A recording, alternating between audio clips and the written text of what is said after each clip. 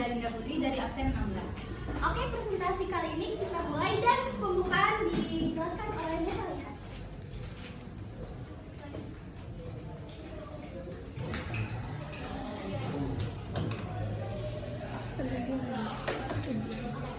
Sini aku ngejelasin sejarah berdirinya terlebih dahulu ya. Di Indonesia tuh terdapat dua kerajaan Mataram, yaitu Mataram kuno dan Mataram Islam. Nah, dua kerajaan itu berbeda dalam agama dan pastinya dinasinya juga kan. Tapi mereka tuh berkembang di wilayah yang sama, yaitu Jawa Tengah. Dan yang lebih dulu berdiri tuh Mataram kuno.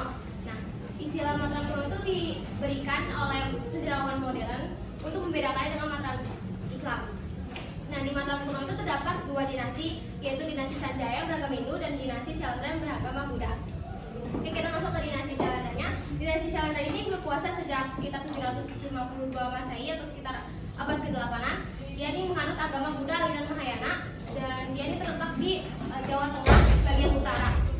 Nah, dinasti ini bisa dibilang berbeda dengan kerajaan karena dinasti lebih menekankan kekuasaan itu secara garis keturunan turun temurun satu keluarga. Tapi kalau kerajaan itu lebih ke wilayahnya atau sistem pemerintahnya kan. Oke, lanjut lagi. Dinasti Syailendra ini didirikan oleh Daputa Hyang Srijanasa atau Daputa Syailendra. Ini juga dia pendiri yang mendirikan kerajaan Sriwijaya di Sumatera. Oke.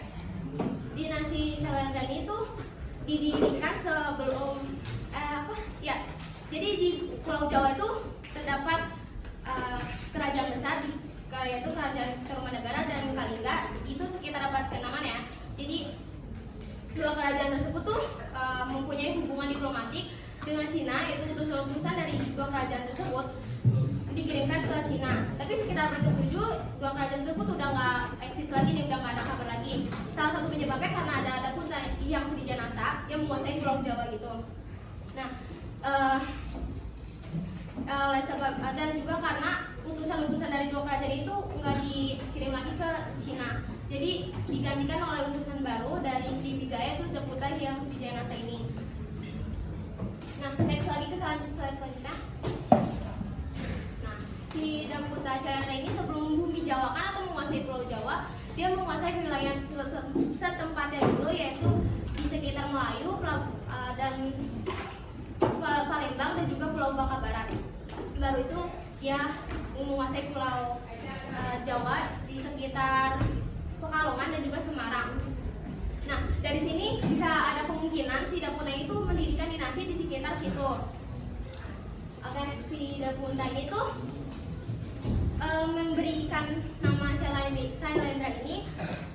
Oke, maaf, saya ulangi. Si dinasti Syailendra itu memiliki arti yaitu Raja Gunung, yang biasanya nama itu dijulukin buat raja-raja atau penguasa gunung di Pulau Jawa ini. Nah, ada kemungkinan juga si Daputa ini memberi nama dan Syailendra, yaitu dinasti Syailendra, karena tercermin dari dirinya sendiri. Karena kan dirinya sendiri itu termasuk yang menguasai Pulau Jawa kan. Oke, ke slide selanjutnya kita ke peta kekuasaannya. Sebenarnya lokasi kekuasaannya itu kita belum tahu pasti jelasnya di mana. Tapi kalau buat dirinya dinasti Syailendra ada sekitar sini, di Pekalongan dan juga Semarang itu.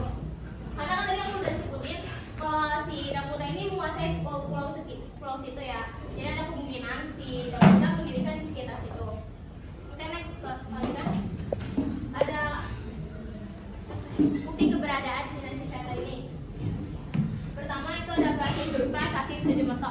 Nah, prasasti Sujomerto ini terbuat dari batu andesit yang ditemukan di desa Sujomerto, Kecamatan Rembang, Kabupaten Batang, Jawa Tengah. Nah, prasasti Sujomerto ini terdapat 11 baris tulisan Pallawa dan juga bahasa Melayu, tapi sebagian besar itu udah aus atau udah terkikis oleh waktu dan juga lingkungan gitu. Nah, prasasti Sujomerto ini termasuk menjadi bukti keberadaannya dinasti Syailendra sebelum dinasti Syailendra itu berdiri di kerajaan Mataram kuno ini.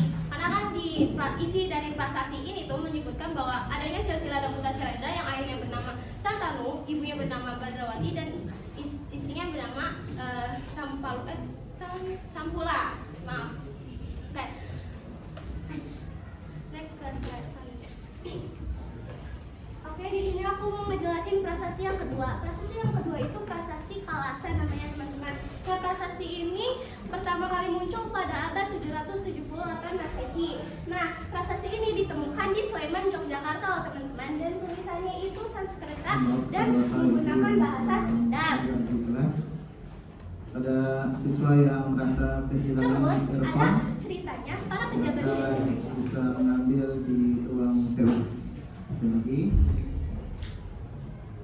pada siswa yang kehilangan earphone, silakan mengambil di ruang TU. Terima kasih.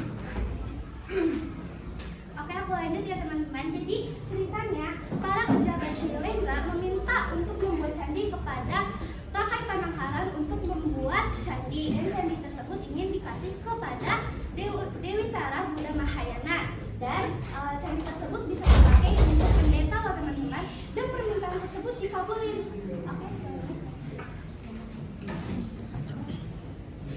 Oke, prasasti yang kedua yang bakal aku jelasin yaitu prasasti Kelurak. Prasasti Kelurak ini pada abad 780 Masehi teman-teman, dan ini letaknya ditemukan di dekat Sleman, Candi Prambanan di Yogyakarta juga teman-teman. Terus ini tuh awalnya dia dikasih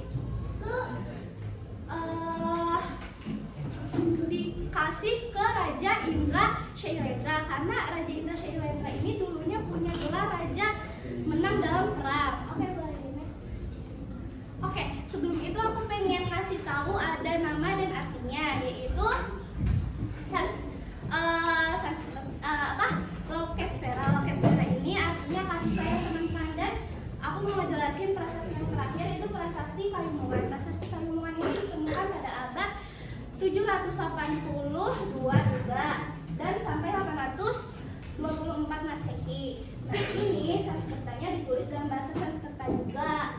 Terus habis itu menggunakan bahasa kuno, dan yang tadi aku bilang ada dua bahasa Sanskerta dan bahasa Jawa kuno. Oke, di sini ada catatan luar negeri. Jadi catatan luar negeri ini ada seorang Raja Baladewa dari Sriwijaya yang meminta tanah kepada Dewa Baladewa, dan di sebelah kanannya ada prasasti di luar Jawa, prasasti Ligorde. Prasasti Ligorde ini Raja Wisnu dari Shailendra yang berkuasa di Semenanjung Melayu. Oke, kalian bisa baca kalau membuktikan kekuasaan Shailendra itu kepada kerajaan di Sumatera dan Jawa. Boleh dilanjut.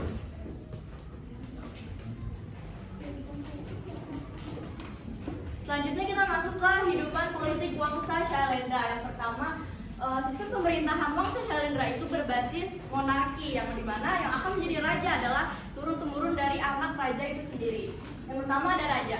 Nah, raja ini yang memegang kekuasaan tertinggi. Sebagai raja, dia harus memiliki sifat adil, tidak berwenang-wenang, serta penuh tanggung jawab.